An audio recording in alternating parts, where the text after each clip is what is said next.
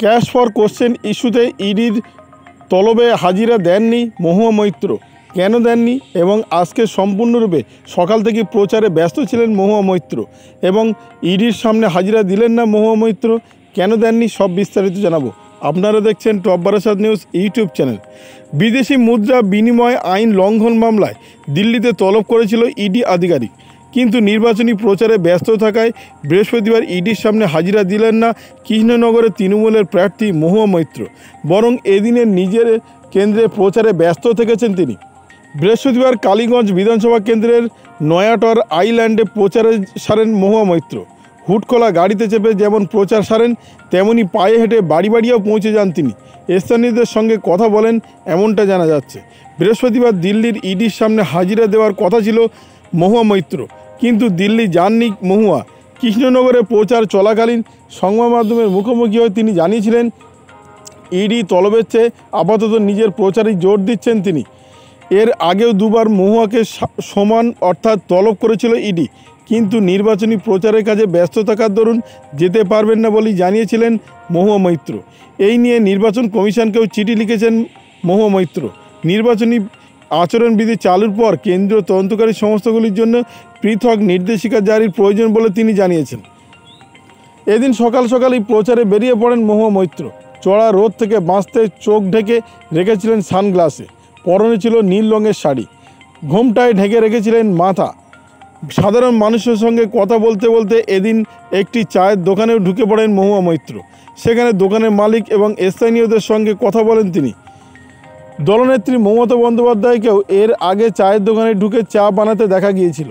মহুয়া নিজে হাতে চা যদি বানাননি, তবে গরম লাল চা তৈরি হওয়া মাত্রই কাপে চুমুক দেন তিনি।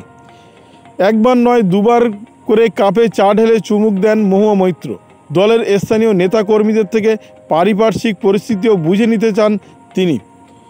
তবে মহুয়া প্রচারে ব্যস্ত থাকলেও চুপ করে বসে নেই ইডি আধিকারিক। মহুয়ার সহযোগী সুহান মুখোপাধ্যায়কে জিজ্ঞাসাবাদ করেছেন কেন্দ্রীয় তদন্তকারী সংস্থা ইডি। তার বয়ান রেকর্ড করা হয়েছে। সংসদে আদানিদের দেওয়া প্রশ্ন করতে মহুয়া ব্যবসায়ী হীরানন্দানীর থেকে টাকা পেয়েছিলেন বলে অভিযোগ। হীরানন্দানীকেও তলব করেছিল ইডি আধিকারিকরা, কিন্তু আজকে তিনি হাজিরা দিয়েছেন বলে এমনটা কোনো মারফত জানা যায়নি। আবারও বলছি, মহুয়া মৈত্রকে আজকে 28শে মার্চ তলব করেছিল দিল্লির ইডি সদর দপ্তরে, কিন্তু তিনি ইডি সদর দপ্তরে না গিয়ে আজ সকাল সকাল প্রচারে বেরিয়ে পড়েন কৃষ্ণনগরের প্রার্থী হিসাবে। কৃষ্ণনগরের প্রার্থী হিসেবে আজকে সকাল থেকেই তিনি প্রচারে লেগে যান। বিদেশি মুদ্রা বিনিময় আইন লঙ্ঘন মামলায় দিল্লিতে তলব করেছিল ইডি, কিন্তু নির্বাচনী প্রচারে সময় দেওয়ার জন্য তিনি ইডি আধিকারিকের কাছে যেতে পারবেন না বলেই জানিয়েছেন। এমনটা বিভিন্ন সূত্রে জানা যাচ্ছে। তিনি সকাল থেকেই আজকে প্রচারের কাজে ব্যস্ত থাকবেন বলেই ইডি আধিকারিককে জানিয়েছেন। বৃহস্পতিবার কালীগঞ্জ বিধানসভা কেন্দ্রের নয়াটন আইল্যান্ড প্রচারে সারেন মহুয়া মৈত্র। হুটখোলা গাড়িতে চেপে যেমন প্রচার সারেন, তেমনি পায়ে হেঁটে হেঁটে বাড়ি বাড়ি পৌঁছে যান মহুয়া মৈত্র। স্থানীয়দের সঙ্গেও কথা বলেন এমনটা জানা যাচ্ছে। বৃহস্পতিবার দিল্লিতে ইডির সামনে হাজিরা দেওয়ার কথা ছিল মহুয়া মৈত্র, কিন্তু তিনি দিল্লিতে না গিয়ে কৃষ্ণনগরে প্রার্থী হিসেবে প্রচার চালিয়ে যান। এক সংবাদ মাধ্যমের মুখোমুখি হয়ে তিনি বলেন ইডির তলবের চেয়ে আপাতত নিজের প্রচারে জোর দেওয়া উচিত বলেই মনে করেন। এর আগেও দুবার মহুয়াকে সমন পাঠিয়েছিল, অর্থাৎ তলব করেছিল ইডি, কিন্তু নির্বাচনী প্রচারে ব্যস্ত থাকার দরুন তিনি হাজিরা দিতে পারবেন না বলেই জানিয়েছিলেন। এই নিয়ে নির্বাচন কমিশনকেও চিঠি দিয়েছে মহুয়া মৈত্র। নির্বাচনী আচরণবিধি চালুর পর কেন্দ্রীয় তদন্তকারী সংস্থাগুলির জন্য পৃথক নির্দেশিকা জারির প্রয়োজন বলেই তিনি মনে করেন। অন্যদিকে এদিন সকাল সকালই প্রচারে বেরিয়ে পড়েন মহুয়া। চড়া রোদ থেকে বাঁচতে কখনো চোখ ঢেকেছেন সানগ্লাসে, পরনে ছিল নীল রঙের একটি শাড়ি, ঘোমটায় ঢেকে রেখেছিলেন মাথা। সাধারণ মানুষের সঙ্গে কথা বলতে বলতে এদিন একটি চায়ের দোকানে ঢুকে পড়েছিলেন মহুয়া মৈত্র। এর আগে দেখা গিয়েছিল মুখ্যমন্ত্রী মমতা বন্দ্যোপাধ্যায় প্রচার সারতে সারতে চায়ের দোকানে ঢুকে পড়েছিলেন এবং সেখানে চাও বানিয়েছিলেন এবং চা খেয়েছিলেন। তবে আজকে মহুয়া মৈত্র চা বানাননি। চা না বানালেও তিনি চায়ে চুমুক দিয়েছেন এমনটা জানা যাচ্ছে। এবার একবার নয় দুবার নয়, দুবার বেশি চা তিনি চুমুক দিয়ে খান। দলের স্থানীয় নেতাকর্মীদের থেকে পারিপার্শ্বিক পরিস্থিতিও বুঝে নিতে চান তিনি। অন্যদিকে মহুয়া মৈত্র প্রচারে ব্যস্ত থাকলেও চুপ করে বসে থাকেনি ইডি আধিকারিকরা। মহুয়ার সহযোগী সুহান মুখোপাধ্যায়কে জিজ্ঞাসাবাদ করে তদন্তকারী সংস্থা ইডি আধিকারিক, তার বয়ান রেকর্ডও করা হয়েছে। সংসদে আদানিদের দেওয়া প্রশ্ন করতে মহুয়া ব্যবসায়ী হীরানন্দানীকেও ডেকে পাঠিয়েছিলেন ইডি আধিকারিকরা এবং হীরানন্দানীর অভিযোগের ভিত্তিতেই এই ইডি আধিকারিক তলব করেছিল মহুয়া মৈত্রকে। হীরানন্দানীকেও তলব করা হয়েছিল ইডি আধিকারিকের অফিসে, কিন্তু তিনিও আজকে আসতে পারেননি এমনটা জানা যাচ্ছে। এখন দেখার বিষয় মহুয়া মৈত্রের বিরুদ্ধে ইডি আধিকারিক পরবর্তী কী পদক্ষেপ নেন। আসি পরবর্তী খবরে। হেফাজতের মেয়াদ বাড়ল অরবিন্দ কেজরিওয়ালের। মুখ্যমন্ত্রী বললেন আপকে শেষ করতে চাইছে ইডি। আরও কী জানিয়েছিল সব বিস্তারিত জানাবো। আপনারা দেখছেন top Barasat news YouTube channel. 1 April পর্যন্ত ইডি হেফাজতের মেয়াদ বাড়ল দিল্লির মুখ্যমন্ত্রী অরবিন্দ কেজরিওয়ালের। গ্রেপ্তার হওয়ার পর গত শুক্রবার নিম্ন আদালতে দিল্লির মুখ্যমন্ত্রীকে 7 দিনের হেফাজতের নির্দেশ দিয়েছিল। সেই মেয়াদ শেষে বৃহস্পতিবার অর্থাৎ আজকে তার মামলার শুনানি ছিল। সেই মামলাতেই আগামী 1 তারিখ পর্যন্ত হেফাজতের মেয়াদ বৃদ্ধি করেছে কেজরিওয়ালের। দিল্লির মুখ্যমন্ত্রীর স্ত্রী গত বুধবার দাবি করেছিলেন 28শে মার্চ আবগারি দুর্নীতি মামলায় আর্থিক লেনদেনের পর্দা ফাঁস করবেন কেজরিওয়াল। মামলার শুনানিতে বৃহস্পতিবার দিল্লির মুখ্যমন্ত্রী ইডিকে দোষারোপ করে একাধিক বিস্ফোরক দাবি করেছেন। তিনি বলেছেন ইডি চাইছে আম আদমি পার্টিকে শেষ করে দিতে। কেজরিওয়ালের দাবি সিবিআই এই সংক্রান্ত মামলায় ইতিমধ্যে 31,000 পাতার নথি জমা দিয়েছে। ইডি 25,000 পাতার নোটিশ জমা দিয়েছে, কিন্তু এখনও পর্যন্ত কোনো আদালত আমাকে দোষী প্রমাণ করতে পারেনি।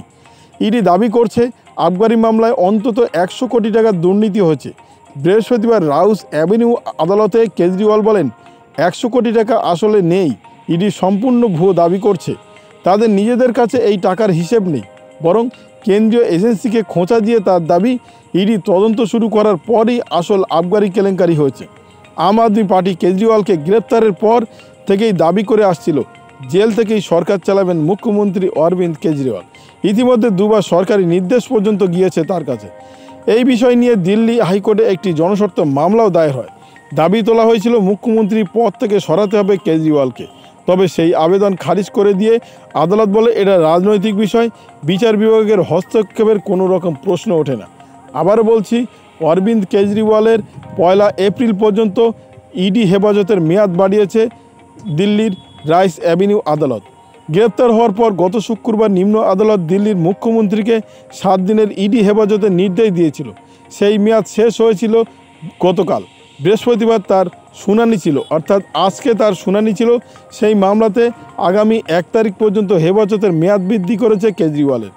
দিল্লির মুখ্যমন্ত্রী স্ত্রী বুধবার দাবি করেছিলেন 28শে মার্চ আবগারি দুর্নীতি মামলার আর্থিক লেনদেনের পর্দা ফাঁস করবেন অরবিন্দ কেজরিওয়াল। মামলার শুনানিতে বৃহস্পতিবার দিল্লির মুখ্যমন্ত্রী ইডিকে দোষারোপ করে একাধিক বিস্ফোরক দাবি করেছেন। তিনি বলেন ইডি চাইছে আম আদমি পার্টিকে শেষ করে দিতে। কেজরিওয়ালের দাবি সিবিআই এই সংক্রান্ত মামলায় ইতিমধ্যে 31,000 পাতার নথি জমা দিয়েছে। অন্যদিকে ইডি 25,000 পাতার নথি জমা দিয়েছে। এখনও পর্যন্ত কোনো আদালত আমাকে দোষী প্রমাণিত করতে পারেনি। ইডি দাবি করছে আবগারি মামলায় অন্তত 100 কোটি টাকার দুর্নীতি হচ্ছে। বৃহস্পতিবার রাউস অ্যাভিনিউ আদালতে কেজরিওয়াল বলেন 100 কোটি টাকা আসলে নেই। ইডি সম্পূর্ণ ভুয়ো দাবি করছে। তাদের নিজেদের কাছে এই টাকার হিসেবও নেই, বরং কেন্দ্রীয় এজেন্সিকে খোঁচা দিয়ে তার দাবি ইডি তদন্ত শুরু করার পরই আসল আবগারি কেলেঙ্কারি শুরু হয়েছিল। আম আদমি পার্টি কেজরিওয়ালকে গ্রেপ্তারের থেকে দাবি করে আসছিল জেল থেকেই সরকার চালাবেন মুখ্যমন্ত্রী অরবিন্দ কেজরিওয়াল। ইতিমধ্যে দুবার সরকারি নির্দেশ পর্যন্ত দিয়েছেন তিনি। এ বিষয়ে দিল্লি হাইকোর্টে একটি জনস্বার্থ মামলাও দায়ের করা হয়। দাবি তোলা হয়েছিল মুখ্যমন্ত্রী পদ থেকে সরাতে হবে কেজরিওয়ালকে। তবে সেই আবেদন খারিজ করে দিয়ে আদালত বলে এটা রাজনৈতিক বিষয়, বিচার বিভাগীয় হক করার কোনো প্রশ্ন ওঠে না। অর্থাৎ অরবিন্দ কেজরিওয়ালের যে 1 এপ্রিল পর্যন্ত আবগারি দুর্নীতি মামলায় ইডি হেফাজতের নির্দেশ দিয়েছে, আর সেই নির্দেশ পর্যন্ত অরবিন্দ কেজরিওয়াল আপাতত ইডি হেফাজতেই থাকবে। তবে ইডি হেফাজতে থাকাকালীন তিনি বিস্ফোরক দাবি করেছেন যে তিনি যখন থেকে ইডি এই তদন্ত শুরু করেছে আর তারপর থেকেই যত দুর্নীতি উঠেছে, তার আগে দুর্নীতি ছিল না বলেই তিনি দাবি করেছে। তিনি বলেন 100 কোটি টাকার যে দুর্নীতির অভিযোগ তুলেছে ইডি, তাদের কাছে তার সে নথিও নেই, মানে ইডি আধিকারিকের কাছে সেই নথিও নেই এমনটা তিনি বলতে চাইছেন। তিনি বলতে চাইছেন ইডি কিছুই জানে না, ইডি তাকে জোর করে ধরে রেখেছে এবং তাকে ফাঁসানোর চেষ্টা করছে। এখনও পর্যন্ত তার বিরুদ্ধে 25,000 এবং সিবিআই 31,000 পাতার নথি জমা দিয়েছে, তবে তার বিরুদ্ধে এখনও কোনো কিছু ধরতে পারেনি বলেই তিনি অভিযোগ করেছেন। এখন দেখার বিষয় তিনি কবে ছাড়া পাবেন, নাকি এখনও আরও বেশি ইডির জালে জড়িয়ে পড়বেন, সেটা সময়ই বলবে। ভিডিওটি আপনার কোনো প্রকার উপকারে লেগে থাকে অবশ্যই লাইক, কমেন্ট, শেয়ার করবেন। সেই সঙ্গে চ্যানেলটি সাবস্ক্রাইব করার অনুরোধ রইল। সবাই ভালো থাকবেন, সুস্থ থাকবেন।